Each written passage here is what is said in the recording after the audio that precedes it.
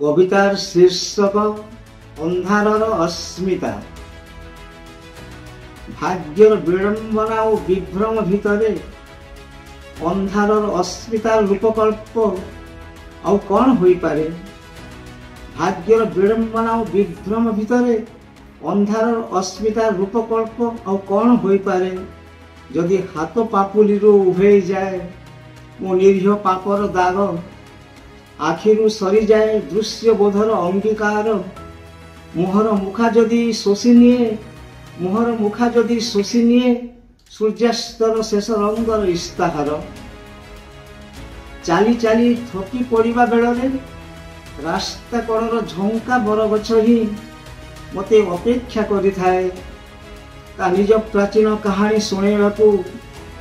ମୋ ଭିତରେ ଶୋଇ ପଡ଼ିଥିବା ଅନ୍ଧାରମାନଙ୍କୁ ନିଦରୁ ଉଠେଇ, ମୋ ଭିତରେ ଶୋଇ ପଡ଼ିଥିବା ଅନ୍ଧାରମାନଙ୍କୁ ନିଦରୁ ଉଠେଇ, ଅନ୍ଧାର ଚିକ୍କଣ ଦେହ ପ୍ରତି ମୋ ଅନୁରାଗ ଦେଖି ଆକାଶ ତା ଛାତି ସନ୍ଧିରେ ଲୁଚେଇ ରଖିଥିବା ସୂର୍ଯ୍ୟ ଚନ୍ଦ୍ର ଗ୍ରହ ତାରାଙ୍କୁ ମୋ ସହ ଖେଳିବାକୁ ଦିଏନି, କାଳେ ସମ୍ପର୍କ ଉଜୁଳି ଯିବାର ଭୟରେ। ଏ ଅନ୍ଧାରର ମନୋଜ୍ଞ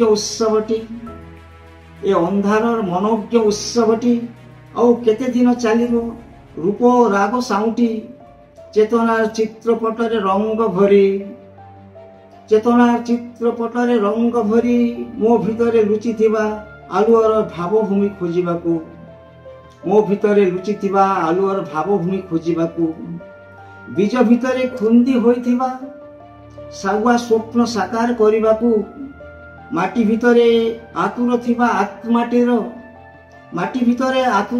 ଆତ୍ମାଟିର ଅବୁଝା ଓ ଅଥୟପଣର ଅନ୍ଧାରକୁ ଟାକି ବସିଛି ଅରଣ୍ୟର ଉଲ୍ଲାସ। ଆଲୋକର ଫୁଆରାରେ ଆଲିଙ୍ଗି ନେଉଛି ସେ ମୋ ଅବଶିଷ୍ଟ ଅନ୍ଧାରୁଆ ଆୟୁଷର ବିଦ୍ରୋହୀ ଭଗ୍ନାଂଶ। ପାଇବା ଭିତରେ ମୋ ନ